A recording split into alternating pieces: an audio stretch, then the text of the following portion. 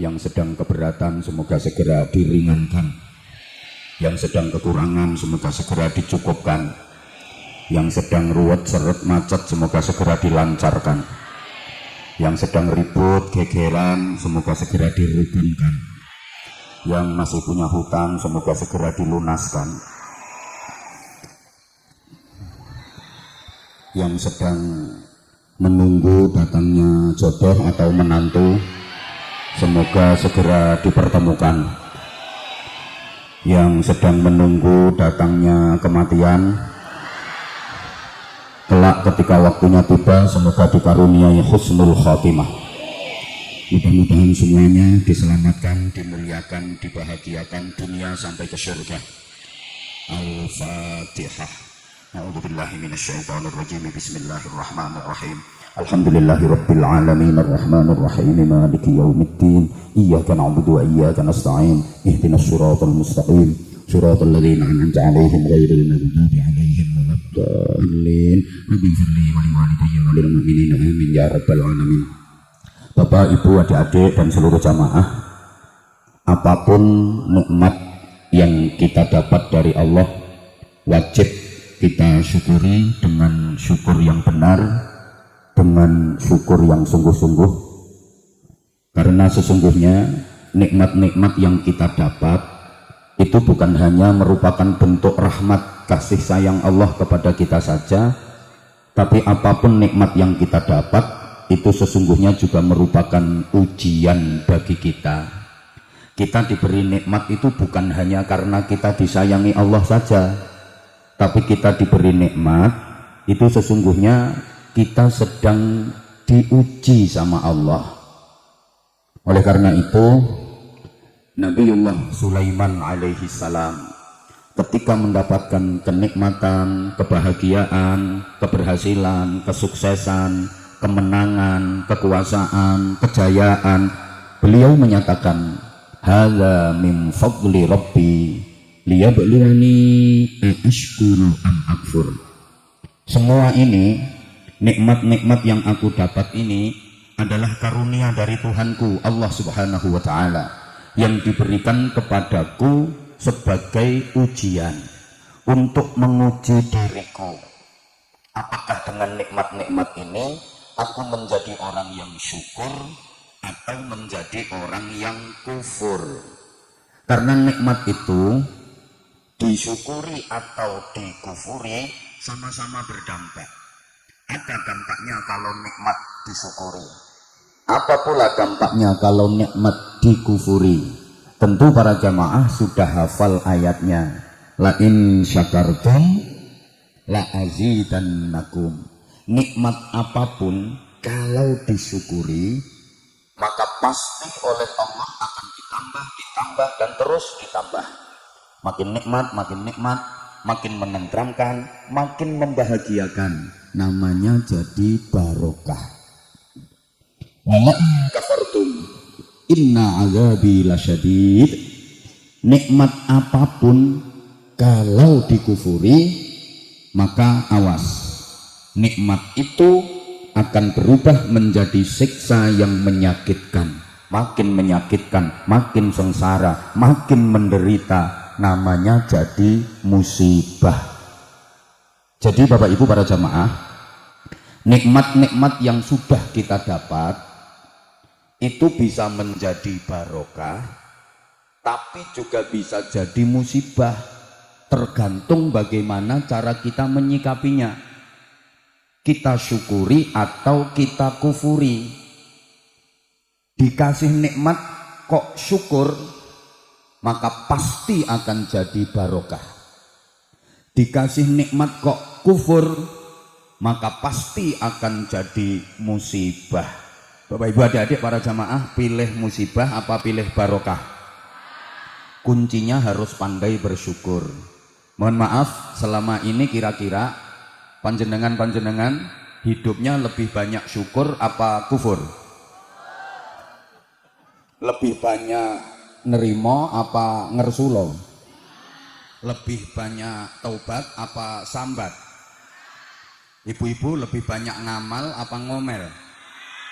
Lebih banyak amal soleh apa amal salah? Lebih banyak sembahyang apa belayang?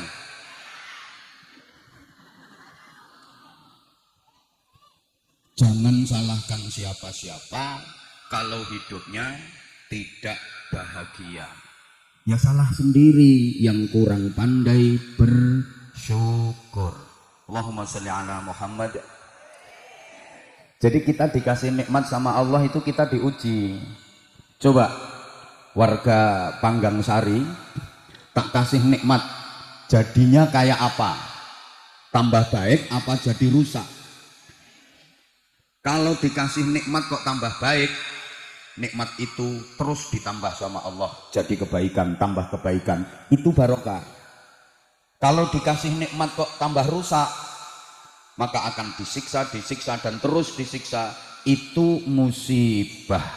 Tentu kita semuanya menginginkan barokah. Barokah itu ziyadatul khair, bertambahnya nilai kebaikan. Hidup yang barokah itu hidup yang ada dinamika ke arah yang lebih baik. To be excellent. Understand? Ya gitu, nggak ngerti nggak apa-apa, yang penting yes. Untuk menutupi oonnya. Hidup yang barokah itu makin hari makin berarti, semakin lama semakin bermakna, semakin lama semakin mulia, semakin tinggi derajatnya semakin mahal harganya. Itu hidup barokah. Jangan sampai hidup makin lama kok derajatnya makin rendah, harganya makin murah. Itu hidup yang gagal. Barang-barang di dunia ini aja semuanya harganya makin lama makin mahal kok, betul? Tanah di mana-mana harganya makin lama makin mahal. Yang kenceng jawabnya. Tanah di mana-mana harganya makin lama makin. Alat-alat elektronik itu harganya makin lama makin. Kendaraan-kendaraan bermotor harganya makin lama makin. Perabot-perabot rumah tangga apapun itu harganya makin lama makin. Sampai bumbu dapur harganya makin lama makin. Nah, saya ceramah juga begitu. Artinya saya kalau ceramah ya begitu itu, seperti itu. Barokah itu makin lama makin mahal, semakin tua semakin mulia, semakin banyak ibadahnya, semakin banyak pengabdiannya, semakin banyak kebaikannya, semakin banyak pahalanya. Itu barokah. Memang hidup yang paling nikmat adalah hidup yang barokah. Ayo semuanya ngikutin biar dapat percikan berkahnya. Hidup yang paling nikmat adalah hidup yang, keluarga yang paling bahagia adalah keluarga yang, desa yang paling baik itu desa yang, jabatan yang paling terhormat adalah jabatan yang, pekerjaan yang paling baik itu ya pekerjaan yang, rezeki yang paling baik menenteramkan adalah rezeki yang, duit yang paling baik menenteramkan adalah duit yang barokah. Nah, perlu diingat, duit yang barokah itu nggak harus banyak jumlahnya, nggak harus banyak nominalnya, tapi banyak manfaatnya, banyak maslahahnya, banyak kebaikannya. Dan tanda-tanda barokah itu bikin hati ayem, hidup tentrem. Nyaut, hati hidup. Sekali lagi, tanda barokah itu hati hidup. Oke, nggak usah diikutin sekarang. Jadi tanda barokah itu hati ayem, hidup tentrem, meskipun duitnya banyak. Nah, apa salah kata-kata saya? Hati ayem, hidup tentrem, meskipun duitnya cocok. Kalau punya duit banyak tapi hati nggak ayem, hidup nggak tentrem, ya nggak barokah. Percuma. Misal punya duit banyak banget, 100 juta. Banyak apa banyak? Ya maaf kalau ukuranmu ya udah banyak segitu. Kan jarang-jarang pegang duit segitu. Punya duit banyak 100 juta, tapi keluarganya nggak tentrem. Misalnya anaknya nakal-nakal, anaknya yang laki-laki keranjingan judi online. Hobinya dugem, acep. Hobinya mabuk-mabukan. Anaknya yang perempuan kena imbas pemilu, perkawinan hamil dahulu. Suami istri berantem cekcok tiap hari. Percuma punya duit 100 juta, betul? Karena hati nggak ayam, keluarga nggak tentrem. Coba bapak ibu pilih mana? Punya duit banyak sekali, 100 juta, tapi keluarganya nggak tentrem. Sama punya duit cuma 100 miliar, tapi keluarganya tentrem. Pilih mana? Alhamdulillah waras semua. Rumah yang barokah itu ukurannya bukan dari luarnya, tapi dalamnya. Desa yang barokah ukurannya bukan dari luarnya, tapi dalamnya. Jadi barokah itu ukurannya dalam. Oke, kalau nggak dikasih contoh kayaknya nggak paham. Sepertinya yang hadir ini orangnya cantik-cantik, tapi maaf ya, kalau aku bilang on itu bukan karena merendahkan apalagi melecehkan, sama sekali enggak. Itu bahasa akrab karena aku tuh orangnya nggak bisa jauh dari kamu. Ukuran rumah yang barokah, rumah yang baik itu bukan kok biaya pembuatannya habis miliaran, bahan-bahan bangunannya impor dari luar negeri, terus ornamen-ornamennya serba kristal, megah, mewah, indah, enggak. Tapi rumah yang baik barokah itu ukurannya adalah orang-orang yang tinggal di dalam rumah itu, penghuninya. Apa artinya rumah megah, mewah, indah, tapi dalam isinya keluarga berantakan, orang-orang yang maaf perilakunya seperti binatang. Itu namanya bukan rumah tapi kandang. Betul? Kurang semangat. Ada rumah bagus, mewah, megah, indah, tapi dalam isinya orang-orang yang perilakunya seperti binatang. Itu bukan rumah, tapi ingat, sebagus apapun bangunan kalau dalam isinya sapi, kerbau, kambing namanya. Sebagus apapun rumah kalau dalam isinya orang sakit namanya rumah. Apalagi yang ada di dalam itu orang sakit jiwa namanya rumah sakit. Sebagus apapun rumah, megah, mewah, indah, tapi dalam isinya mak lampir, nenek pelet, grandong, wa ala ali wa sahbi ajmain namanya rumah hantu. Sebaliknya, meskipun rumah itu kecil, sederhana, miring, pinggir kali, kalau di perumahan ada RSS, rumah sangat sederhana, itu udah paling kecil. Ini lebih kecil lagi, RSS, rumah sangat sederhana sekali, sampai sulit simpangan, sulit senden, sulit sendeklu, sulit selonjoran, sumpek, sesek-sesekan selalu. Tapi dalam isinya keluarga yang harmonis, bahagia, suami solih, istri solihah, anak-anaknya dzurriatan thayyibah, ahli ibadah, berakhlakul karimah. Itulah rumah tangga, walaupun rumahnya nggak ada tangganya. Nah, ceramah yang mahal ini model kayak gini.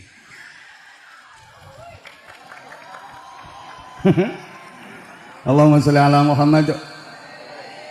Sama, baju disebut barokah, baik, itu ukurannya bukan bandrolnya mahal, bahannya kain kualitas terbaik, karya desainer kelas dunia, funky, trendy, enggak. Tapi baju yang barokah, yang baik, itu ukurannya adalah orang yang pakai. Ada baju bandrolnya mahal, bahannya kain sutra kualitas tertinggi, karya desainer top dunia, tapi maaf, yang make perempuan nakal. Apa itu namanya? WTS, wadah titip senjata.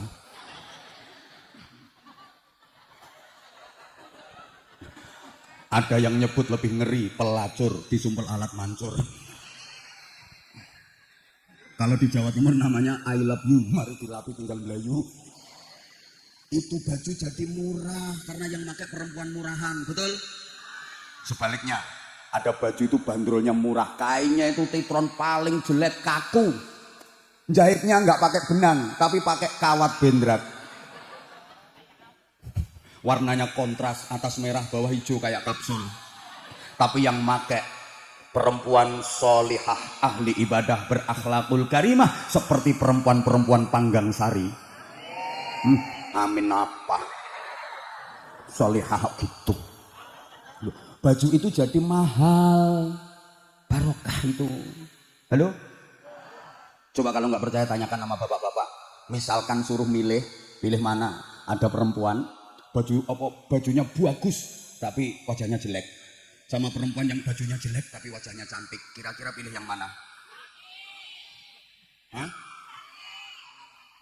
Baju bagus, cantik. Udah dinikah orang. Ya pilih yang cantik walaupun bajunya jelek. Orang kalau udah jadi istri itu malah mendingan nggak baju. Lah yang baju nggak penting. Kalau urusan itu loh ya. Halo. Ini saya ingin menyampaikan bahwa barokah itu ukurannya adalah dalam ukuran barokah, dan barokah itu yang bikin bahagia. Bukankah kita semuanya pengen bahagia, betul? Bahagia itu wajib. Para jamaah, susah itu dosa. Halo? Bisa dilanjut? Tolong khidmah, tolong tertib. Bahagia itu wajib. Susah itu dosa. Maka jangan dibiasakan susah. Saya ulang, susah itu dosa. Jangan dibiasakan. Nah, ada yang mikir, nah kalau aku tiap hari susah berarti aku tiap hari dosa. Iya. Kenapa susah kok dosa? Karena dilarang sama Allah. La takhaf wa la tahzan. Jangan takut, jangan susah. Orang takut itu karena yang dilakukan salah. Orang susah itu karena yang dilakukan jelek. Selama yang dilakukan benar, nggak bakalan takut. Coba dipikir, kalau omongan saya keliru boleh dibantah, tak tunggu saat ini juga.